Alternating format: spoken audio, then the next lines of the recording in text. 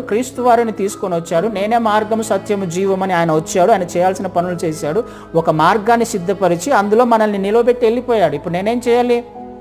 ఆ మార్గము గుండా నేను ప్రయాణం చేస్తూ వెళ్ళాలి.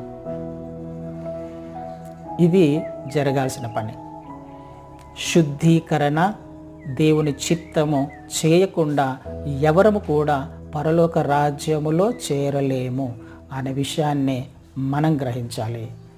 సమయం అయిపోతుంది, సంవత్సరాలు గడిచిపోతున్నాయి.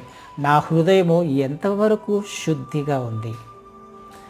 నేను ఎంతవరకు పవిత్రంగా పరిశుద్ధంగా జీవించగలుగుతున్నాను అని సరిచేసుకోవలసిన, ఆలోచించవలసిన అవసరము మనందరికీ ఖచ్చితంగా ఉంది. సంవత్సరం గడిచిపోతుందంటే ఈ విషయాలలో ఆలోచన చేయాలి. ఈ సంవత్సరము నా ఆత్మీయ జీవితం ఎంతవరకు సరిచేయబడింది? ఏ విషయాలలో సరిచేయబడింది?